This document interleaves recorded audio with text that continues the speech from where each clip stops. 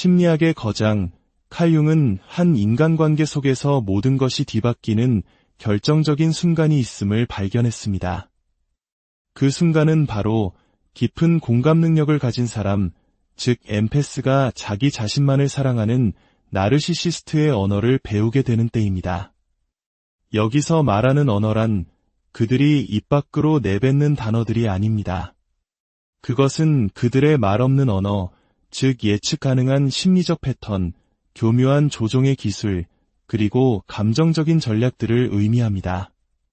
그리고 엠패스가 이 언어를 해독하는 순간 융은 아주 흥미로운 현상을 목격했습니다. 나르시시스트가 마침내 통제력을 잃었음을 깨닫는다는 것입니다. 이 순간을 한번 상상해 보십시오. 당신은 마침내 그들의 침묵이라는 무기, 죄책감을 심어주는 함정, 그리고 갑작스러운 친절이라는 공격을 모두 해독해냈습니다. 그들이 다음 수를 두기 전에 당신은 이미 그 움직임을 예측할 수 있습니다. 그리고 가장 중요한 것은 더 이상 그들이 기대하는 방식으로 반응하지 않는다는 점입니다. 한때 당신을 그들의 드라마 속으로 끌어당겼던 날카로운 갈고리들은 이제 힘없이 튕겨져 나갈 뿐입니다. 융은 이 깨달음의 순간이 매우 위험할 수 있다고 경고했습니다. 나르시시스트는 자신의 개임이 간파당했다는 것을 깨닫는 순간 극단적으로 행동을 격화시키거나 혹은 당신의 삶에서 완전히 사라져버리기 때문입니다. 하지만 이 모든 것보다 더 중요한 발견이 있습니다. 이 각성이 당신의 심리적 자유에 어떤 의미를 갖는지에 대한 융의 깊은 통찰입니다. 통제력을 잃은 나르시시스트의 반응은 결코 무작위적이지 않습니다.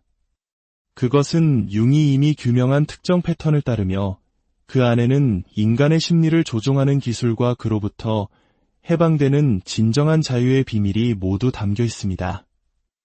융이 이해한 바에 따르면 나르시시스트의 언어는 처음부터 진정한 소통을 위한 것이 아니었습니다. 그것은 심리적 영토를 통제하기 위한 도구에 불과했습니다. 모든 대화, 모든 상호작용, 모든 감정 교환은 당신의 내면 풍경에 대한 그들의 지배력을 확립하기 위해 설계된 것이었습니다. 융은 이렇게 말했습니다. 사랑이 지배하는 곳에는 권력의 의지가 없고 권력의 의지가 지배하는 곳에는 사랑이 없다. 나르시시스트는 전적으로 이 권력의 의지에 따라 움직입니다. 그들과의 관계가 그토록 소모적으로 느껴지는 이유가 바로 여기에 있습니다. 당신은 한 인격체와 연결되고 있는 것이 아니라 거대한 통제 시스템 속을 항해하고 있는 것입니다. 당신이 이 시스템을 해독하는 법을 배우는 순간 심오한 변화가 일어납니다. 당신은 더 이상 그들의 행동을 개인적으로 받아들이지 않게 됩니다. 왜냐하면 그것이 지극히 기계적인 반응임을 인지하기 때문입니다. 그들의 분노는 당신에 대한 것이 아니라 통제력을 잃어가는 것에 대한 발작입니다. 그들의 매력은 진정한 호감이 아니라 계산된 조종술입니다. 그들의 침묵은 상처받은 마음의 표현이 아니라 당신을 다시 길들이기 위한 심리적 형벌인 것입니다. 융은 이러한 인식이 그가 개성화라고 부른 과정의 시작이라고 보았습니다. 이는 타인의 무의식적인 패턴으로부터 심리적으로 독립하여 온전한 자기 자신이 되어가는 여정입니다. 하지만 그는 동시에 경고했습니다. 이 각성에는 대가가 따른다고 말입니다. 나르시시스트는 당신의 새로운 인식을 순순히 받아들이지 않을 것입니다. 그들은 잃어버린 영토를 되찾기 위해 필사적으로 싸울 것이고 바로 그 지점에서 상황은 위험해집니다. 나르시시스트의 언어를 해독하는 것은 다음과 같습니다. 그들이 당신이 너무 예민하게 구는 거야 라고 말할 때 그 진짜 의미는 내 조종술이 통하지 않게 반응해서 나를 나쁜 사람처럼 보이게 만들지 마 라는 뜻입니다. 그들이 침묵으로 당신을 대할 때 그것은 당신이 내 통제에 굴복할 때까지 내 인정을 거두겠다는 무언의 협박입니다. 당신을 함부로 대한 후 갑자기 애정을 퍼부을 때 그들의 속마음은 당신의 신경계를 초기화시켜서 다음 학대를 더 잘 견디게 만들어야겠다는 것입니다. 융은 두 인격의 만남은 두 화학물질의 접촉과 같다. 어떤 반응이든 일어나면 둘 다 변화한다고 썼습니다. 하지만 나르시시스트는 진정한 변화를 허용하지 않습니다. 그들은 거짓된 화학작용을 만들어낼 뿐입니다. 겉보기에는 친밀해 보이지만 실제로는 당신에게서 특정 반응을 이끌어내기 위해 치밀하게 계산된 행동들입니다. 당신이 그들의 행동을 그저 경험하는 대신 번역하기 시작하는 순간 모든 것이 변합니다. 당신은 더 이상 스스로를 미쳤다고 생각하지 않게 됩니다. 왜냐하면 그들의 모순적인 행동들이 이제는 완벽하게 이해되기 때문입니다. 그것은 모순이 아니라 전략이었던 것입니다. 뜨거움과 차가움을 오가는 주기, 죄책감을 심는 말들, 갑작스러운 분노의 폭발, 이 모든 것은 심리적 통제를 유지한다는 단 하나의 기능을 수행합니다. 하지만 바로 여기서 융의 통찰은 우리에게 더욱 중요한 질문을 던집니다. 그들의 언어를 배우는 것은 단지 그들로부터 당신을 보호하는 것에서 그치지 않습니다. 그것은 당신 자신에 대한 불편한 진실과 마주하게 만듭니다. 애초에 왜 당신은 이 조종에 취약했던 것일까요? 어떤 심리적 상처가 당신을 그들의 통제 전략에 무력하게 만들었을까요? 융은 말했습니다. 사람은 빛의 형상을 상상함으로써 깨닫게 되는 것이 아니라 어둠을 의식함으로써 깨닫게 된다. 그 어둠은 나르시시스트 안에만 있는 것이 아닙니다. 그것은 그들의 인정을 갈구하고 버림받는 것을 두려워하며 강렬함을 친밀함으로 착각했던 당신 자신의 일부이기도 합니다. 바로 이 지점이 나르시시스트에게는 인식의 위기를 만듭니다. 그들의 모든 심리 구조는 당신의 의식적인 인식 레이더 아래에서 작동하는 것에 의존합니다. 그들은 당신이 그들의 조종을 전략적인 행동이 아니라 진실한 감정으로 경험해주기를 필요로 합니다. 융은 가장 큰 위험은 무의식에 갇혀 현실로 돌아오지 못하는 것이다 라고 썼습니다. 하지만 나르시시스트가 가장 두려워하는 것은 그 반대입니다. 바로 다른 사람들이 의식적으로 깨어나 현실을 명확하게 보는 것입니다. 일단 당신이 그들의 패턴을 보고 나면 그것을 보지 못했던 상태로 돌아갈 수 없기 때문입니다. 그들이 당신이 그들의 언어를 배웠다고 느낄 때 그토록 격렬하게 반응하는 이유가 바로 이것입니다. 그것은 단순히 당신에 대한 통제력을 잃는 문제가 아닙니다. 그것은 자기 자신에 대한 이미지를 통제할 능력을 상실하는 것입니다. 당신이 그들의 조종에 무의식적으로 반응하는 동안 그들은 스스로를 그저 감정적인 사람, 관계의 어려움을 겪는 사람, 오해받는 사람이라고 합리화할 수 있었습니다. 하지만 당신이 그들의 분노에 차분한 인식으로 대응하고 그들의 침묵에 더 이상 매달리지 않으며 죄책감에 더대 걸려들지 않을 때 당신은 그들의 본성을 비추는 거울이 됩니다. 그리고 융이 간파했듯이 대부분의 나르시시스트는 거울이 보여주는 자신의 모습을 마주하느니 차라리 그 거울을 깨부수는 쪽을 택할 것입니다. 이것은 필사적인 격화를 낳습니다. 그들은 자신들의 낡은 전술을 훨씬 더 강력한 버전으로 시도할 것입니다. 침묵은 더 길어지고 분노는 더 격렬해지며 죄책감을 심으려는 시도는 더욱 교묘해집니다. 그들이 더 나쁜 사람이 되는 것이 아닙니다.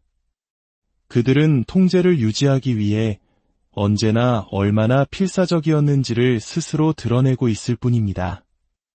융은 건강한 사람은 다른 사람을 고문하지 않는다.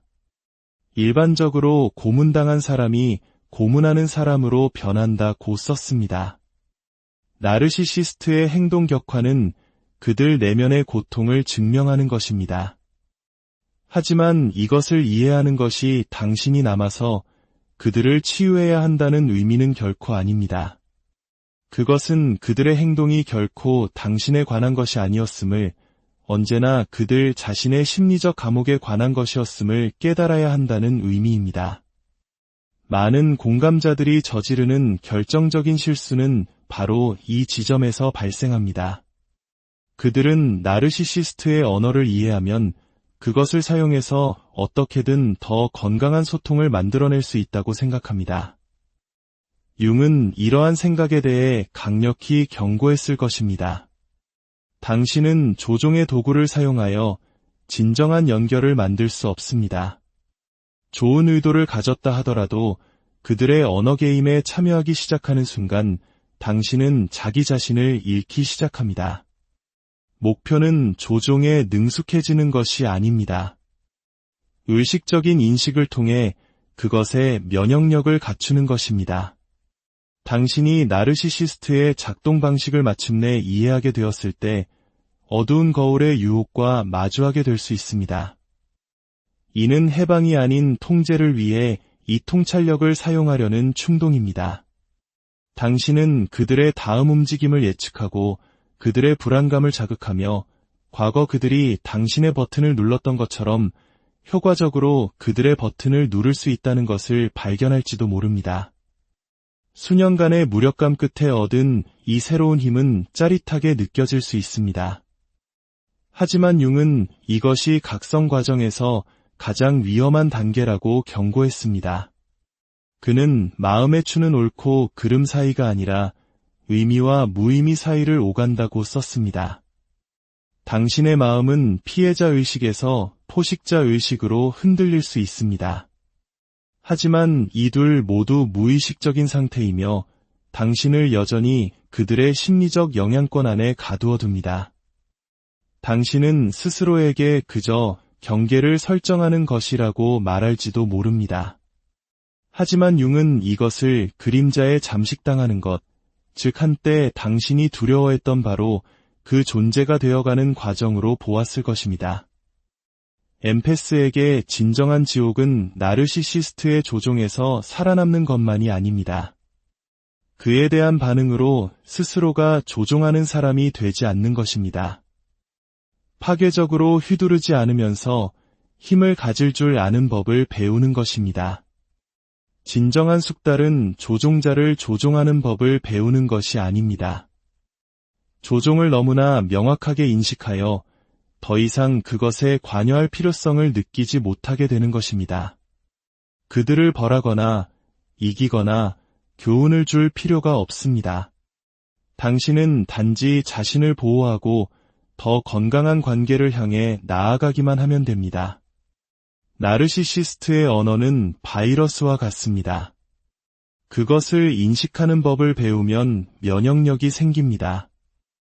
하지만 그 작동 방식에 너무 매료되면 당신 또한 그 패턴에 감염될 수 있습니다. 핵심은 융이 의식적 분리라고 부른 것을 개발하는 것입니다. 흡수되지 않으면서 이해하는 능력입니다. 나르시시스트와의 관계에서 회복 중인 엠페스에게 이것은 연민과 경계를, 이해와 분리를, 사랑과 자기보호를 동시에 유지하는 것을 의미합니다. 당신이 진정으로 나르시시스트의 언어를 마스터하면 놀라운 일이 일어납니다. 더 이상 그 언어를 사용할 필요가 없어집니다.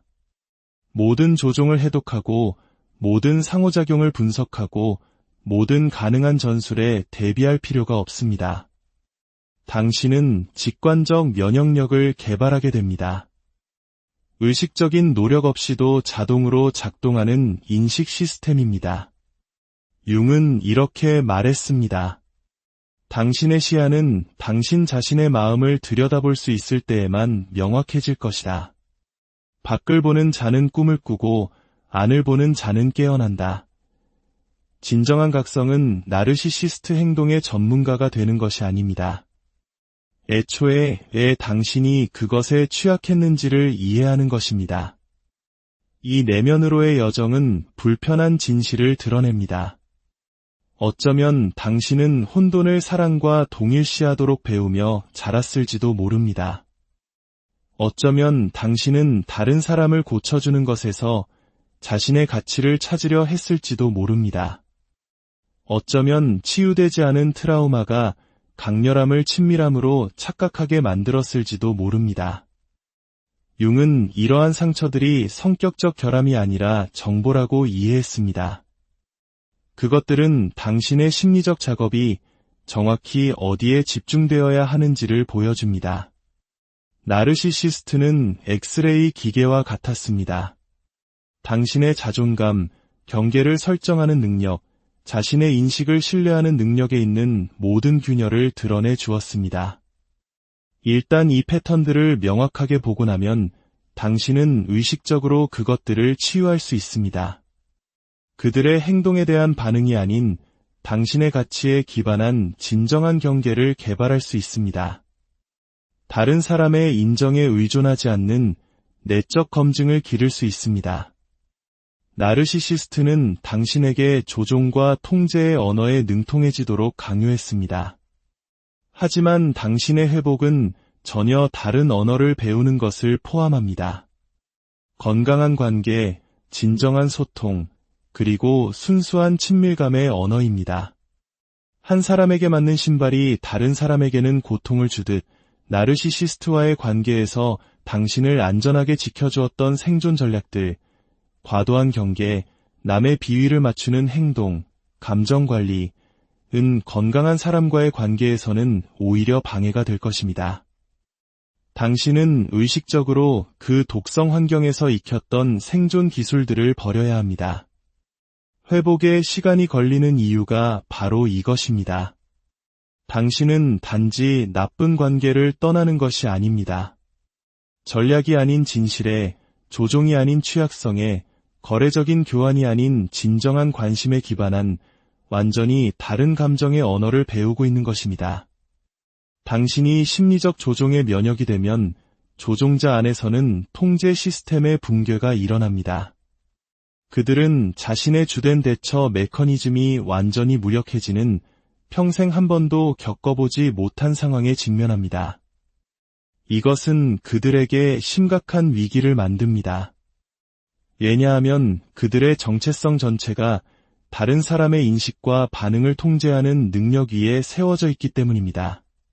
그들은 당신을 잃는 것이 아니라 자기 자신을 잃고 있는 것입니다. 그들의 분노는 당신의 행동에 대한 것이 아닙니다. 그것은 명확하게 보여지고 결국 부족함이 드러나는 것에 대한 실존적 공포입니다. 융은 이 순간이 나르시시스트의 핵심 상처, 즉 그들이 평생을 피해왔던 수치심을 드러낸다고 이해했습니다. 당신이 더 이상 그들의 도발에 반응하지 않을 때 당신은 그들이 자신의 인격 전체를 동원해 피해왔던 바로 그 감정을 경험하도록 만듭니다. 이것이 일부 나르시시스트가 통제력을 잃었을 때 진정으로 위험해지는 이유입니다. 그들은 심리적 소멸에 직면하고 있기 때문입니다. 하지만 융이 당신이 이해하기를 바랐을 것은 이것입니다. 위기는 당신이 해결할 책임이 없습니다. 당신이 그들의 상처를 만들지 않았고 당신이 그것을 치유할 수도 없습니다. 당신의 임무는 그들의 심리적 붕괴의 여파로부터 자신을 보호하는 것입니다. 통제력을 잃었다고 깨달은 나르시시스트는 몇 가지 예측 가능한 단계를 거칠 수 있습니다. 처음에는 격화입니다. 더 큰 조종, 더 극단적인 행동으로 당신을 다시 드라마 속으로 끌어들이려 합니다. 그 다음은 거짓 깨달음입니다. 갑작스러운 자기 인식 주장, 변하겠다는 약속, 당신의 신뢰를 되찾기 위해 고안된 일시적인 개선입니다. 다음은 대체품 찾기입니다. 당신을 질투하게 만들거나 쉽게 대체되었다고 느끼게 만들면서 통제할 새로운 사람을 재빨리 찾습니다. 마지막은 현실 왜곡입니다. 스스로를 피해자로 만들기 위해 역사를 다시 쓰고 당신에 대한 거짓말을 퍼뜨리며 당신이 가해자인 정교한 이야기를 만들어냅니다. 이 패턴을 이해하면 그들의 반응을 개인적으로 받아들이지 않게 됩니다. 그들의 격화는 당신이 그들을 상처 주고 있다는 증거가 아니라 당신이 더 이상 그들이 당신을 상처 주도록 허용하지 않는다는 증거입니다.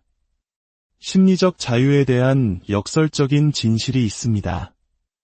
당신이 더 이상 누군가의 조종 전술을 이해할 필요가 없어지는 순간이 바로 당신이 진정으로 그것을 마스터한 순간입니다. 이를 자유의 역설이라고 부를 수 있습니다. 당신은 나르시시스트의 학대에 대해 그것을 이해하려는 마음조차 사라짐으로써 면역력을 얻습니다.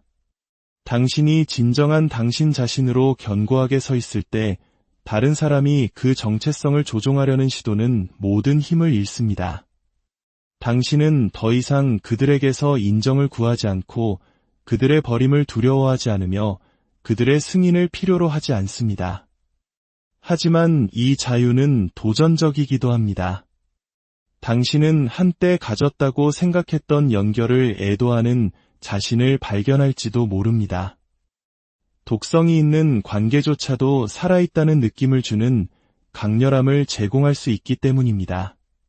드라마에서 벗어났을 때 삶은 처음에는 조용하고 공허하며 지루하게 느껴질 수 있습니다. 마치 매일 맵고 짠 찌개를 먹던 사람이 갑자기 슴슴한 죽을 먹는 것과 같습니다. 처음에는 밋밋하게 느껴지지만 결국 그 담백함이 내 몸을 살리는 길임을 깨닫게 되는 것처럼 말입니다. 많은 이들이 평화를 공허함으로, 드라마를 열정으로, 혼돈을 연결로 착각합니다. 이것이 당신의 해방을 위한 마지막 시험입니다. 중독적인 강렬함 뒤에 오는 건강한 관계의 조용한 기쁨을 견딜 수 있는가? 회복의 궁극적인 목표는 깊은 공감 능력과 강한 경계 설정 능력을 통합하는 것입니다. 이것은 의식적인 공감을 만들어냅니다. 다른 사람의 경험 속에서 자신을 잃지 않으면서 그들과 함께 느낄 수 있는 능력입니다. 당신은 누군가의 고통을 고쳐야 할 책임감을 느끼지 않고도 인식할 수 있습니다. 그들의 행동이 미치는 영향을 변명하지 않고도 그 행동의 원인을 이해할 수 있습니다. 자기 보호를 희생하지 않고도 연민을 가질 수 있습니다. 이것이 바로 정서적 성숙입니다. 다른 사람이 온전히 자기 자신이 되도록 허용하면서 동시에 당신 또한 온전히 자기 자신이 되는 능력입니다. 설령 그들의 모습이 당신의 안녕과 양립할 수 없을 때라도 말입니다. 당신이 조종의 면역이 될 때 당신은 단지 자신을 보호하는 것이 아닙니다. 당신은 주변 모든 사람에게 진정한 힘이 어떤 모습인지를 보여주는 모델이 됩니다.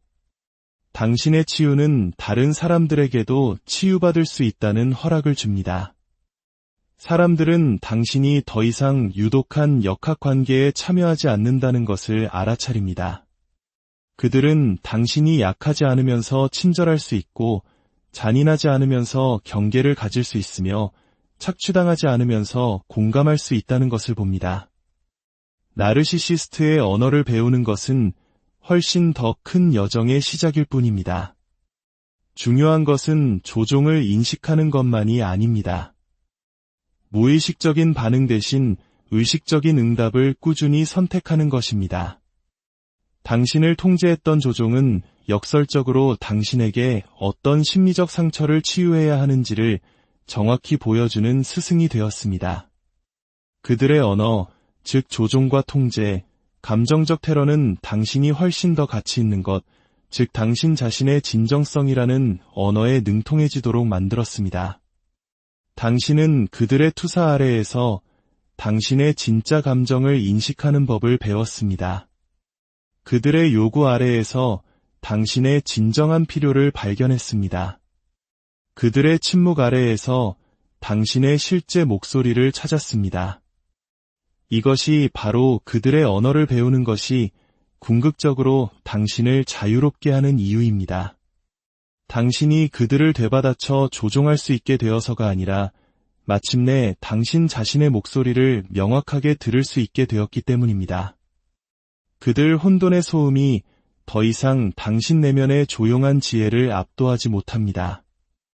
모든 침묵의 시간은 당신에게 자기 자신과 함께하는 시간의 소중함을 가르쳐 주었습니다. 모든 죄책감을 씹는 말은 당신의 경계가 어디를 강화해야 하는지를 보여주었습니다. 모든 조종은 당신이 그들의 인정을 받기 위해 또 다른 방식으로 자신을 버리고 있었음을 드러냈습니다. 당신의 감수성은 결코 약점이 아니었습니다. 그들의 언어를 배운 것은 그들처럼 되기 위함이 아니었습니다. 그것은 그들이 상징하는 것, 즉 사람들을 조종과 통제의 순환에 가두는 무의식적인 패턴의 면역이 되기 위함이었습니다. 당신은 이제 자유라는 언어에 능통하며 그 언어는 누구도 당신에게서 빼앗아 갈 수 없습니다. 오늘의 이야기가 당신의 내면을 밝히는 작은 등불이 되기를 바랍니다. 당신의 진정한 자유를